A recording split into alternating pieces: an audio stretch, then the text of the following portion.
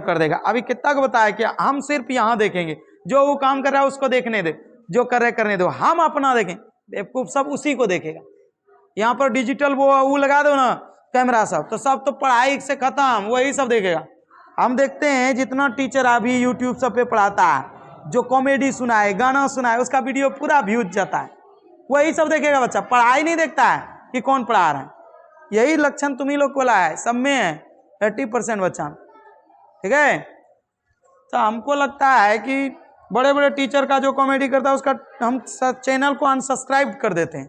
जाओ हटो, पहले तुम आओगे बीच बीच में डिस्टर्ब डालोगे हमको, ये चीजें होना चाहिए।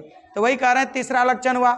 उसके बाद भी और भी लक्षण है, काक चेष्टा।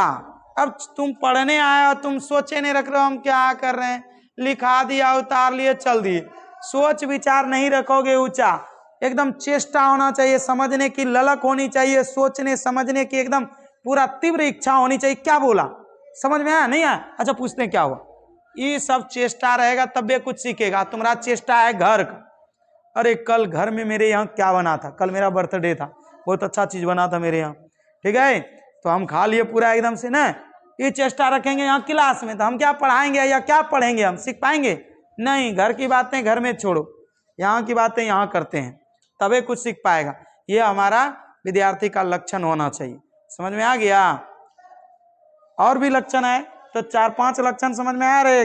काक चेष्टा, बको ध्यानम, स्वान इंद्रा, अल्प भोजनम, गृह त्यागी। घर में बैठे रहोगे तो ज्ञान नहीं मिलने वाला है, घर को त्यागना पड़ेगा, क्योंकि घर में तुम्हारा पूरा फैमिली जुटा हुआ है, कोई हल्ला कर रहा है, कोई गीत गा रहा है, कोई गाना सुन रहा है, सब काम में लगे हुए हैं, तो आपको पढ़ने देगा कहियो, नहीं पढ़ने देगा, ठीक है। इसलिए आपको एक ऐसा केबिन बनाना पड़ेगा, ऑफिस बनाना पड़ेगा, जहाँ ना कोई जाए, ना कोई आए, ना कोई चूचा आवाज करे, वैसा जगह आपका घर में हो सकता है। ऊपर वाला फ्लोर पे चल जाओ, अगर 2-3 फ्लोर है जहाँ कोई ना जाए, या तो आप पहले ही लिख दो इस रूम में आना मना है, इस रूम के आस पड़ोस में हल्ला करना बंद करें, ठीक है, हल्ला करने पर जुर्माना लग सकता है घर वालों को, ये सब लिख देंगे तो फिर आपका चांस है कि नहीं होगा। चलिए, बिहार है, यहाँ उल्टा ही होता है, जहाँ लिखा रहेगा यहाँ थूकना मना है, वहीं जाके थूकेगा। तो ये सब सोच नहीं रखो, तो पढ़ाई पे ध्यान दोगे बाबू तो ठीक रहेगा तुम्हारे लिए। वो कैमरा है, उधर कुछ हो रहा है, हमको क्या लेना देना, हमको तो यहाँ कॉन्सेप्ट पे ध्यान देना। अब यहाँ बता रहा है वो, अब यो देखो उसी को देख रहा है, वो गधा को देखो, अभिषेक को। हम कुछ भी बोलेंगे क्लास में, तुम नहीं ध्यान देगा तो कितना व्यंजन वर्ण 33 किसके सहायता से उच्चारण होता है, स्वर की सहायता से। तो व्यंजन मतलब होता है संस्कृत में, व्यंजन मतलब क्या होता है, सब्जी। व्यंजन मतलब अलग अलग प्रकार का मिक्स होता है, उसमें मसाला मिला देते हैं, आलू के साथ बैगन मिक्स करते हैं ना, कॉम्बिनेशन बनाते हैं, बनाते नहीं कॉम्बिनेशन, समझा कॉम्बिनेशन की नहीं, खाली आलू चलेगा, आलू के साथ बैगन या आलू के साथ गोभी नहीं, उसी तरह से और किसी के साथ किसी और चीज को, जैसे दाल के साथ चोखा भात के साथ दाल, उसी तरह से यहाँ कॉम्बिनेशन होता है। व्यंजन मतलब कॉम्बिनेशन, मतलब अकेले ना है, 2-3 मिला रहेगा। इसमें कौन मिला रहेगा, स्वर मिला रहेगा, स्वर के सहयोग से इसका उच्चारण होता है, इसीलिए इसको क्या कहते हैं हम लोग, व्यंजन कहते हैं। अब आते हैं आगे की कहानी पर। आगे की कहानी को अगर बात करें हम, व्यंजन वर्ण जो आपका 33 है वो कौन कौन है, इसके बारे में डिटेल से जानते हैं।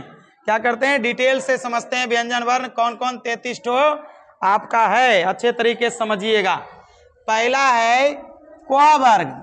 कौन वर्ग, व्यंजन वर्ण जो है वो 3 भाग में बटा है। व्यंजन वर्ण के कितने भाग होते हैं, एक को कहते हैं स्पर्श, क्या कहते हैं, स्पर्श व्यंजन। दूसरे को कहते हैं अंतस्थ व्यंजन, क्या कहते हैं, अंतस्थ व्यंजन। और तीसरे को कहते हैं उष्ण व्यंजन, क्या कहते हैं, उष्ण व्यंजन। याद रहेगा, व्यंजन के कितने भाग, 3 भाग, अंत, स्पर्श, अंतस्थ और उष्ण। तो स्पर्श की चर्चा करते हैं अभी। स्पर्श में 5 भाग, स्पर्श में कितना भाग, 5 भाग। पहला भाग का नाम या पहला 5 वर्ग, इसमें क्या वर्ग होता है, 5 भाग को यहाँ वर्ग नाम दिया गया है, 5 वर्ग में बटा हुआ है। स्पर्श व्यंजन वर्ण कितने वर्गों में, 5, सब में 55 लेटर, कितना लेटर, 5 हैं 25, अर्थात स्पर्श व्यंजन वर्ण क्या ठो, पहला वर्ण का पहला वर्ग का नाम है क वर्ग। कौन वर्ग, क वर्ग में कौन कौन आता है, क ख वाला पढ़ना जानता है ना, पहाड़ा ऐसे को जो है ये वाला हिंदी वाला पहाड़ा पूछता है के पंचे अंग को पंचे अंग को पहाड़ा पढ़ो को एकम को दूना को तिया को चौके को पंचे अंग याद रहा रे क्या पंचे अंग को पंचे अंग ये क्वेश्चन नहीं फेमस ज्यादा कौन तो है क्या सते छो कोई पहाड़ा में गणित वाला पहाड़ा मिलता है क्या सते छो इधर देखो को एका को दूना को तिया को चौके को पंचे अंग को छके चो को सते छो क्या सते छो को सते छो। इस गांव घर में ये सब क्वेश्चन पूछता है किसको जानता है लड़का लड़की का शादी लगाना हो बर्तवार सब पूछता है। हम कहते ये सब सिलेबस का बात है बताओ ये सब झूठो वाला कि पहाड़ा कहीं होता है इस तरह का लाइन वाइज इसको बनाया गया किसी के द्वारा नहीं। ये कौन बचपन में पढ़ाया तुम्हारा मास्टर सब को एका को दूना खो नहीं ये तो हम है कि कुछ भी बोल के समझाने के लिए याद रखवाते हैं तुमको। तो क वर्ग में कितना वर्ण आते हैं 5 च वर्ग में कितना आते हैं ट वर्ग में कितना आते हैं त वर्ग में कितना आते हैं प वर्ग में कितना आते हैं 5 वर्ग समझ में आ गया क वर्ग च वर्ग ट वर्ग त वर्ग प वर्ग याद रहेगा। अब आगे आओ अंतस्थ वर्ण कौन कौन है तो दूसरा पार्ट था ना अंतस्थ यो रो लो वो 4 ठो क्या ठो इन चारों को कहा जाता है अंतस्थ व्यंजन वर्ण। क्या कहा जाता है अंतस्थ व्यंजन वर्ण याद रहेगा। अंतस्थ व्यंजन वर्णों की संख्या कितना होता है 4 ठो। अब चलते हैं उष्ण व्यंजन वर्ण किसका उष्ण ये भी है 4 कौन कौन सा तालु सो मूर्धन्य सो दंत सो हो हम गांव घर में बोलते हैं तालब सो होता है तालव्य सो मूर्धन्य सो दंत सो और हो ठीक है। इसका नाम क्यों पड़ा तीनों सौ का हम अभी जिक्र करेंगे आगे। तो ये हो गया व्यंजन वर्ण के पाठ। व्यंजन वर्ण के कितने पाठ 3 पाठ कौन कौन सा स्पर्श उष्ण और अंतस्थ।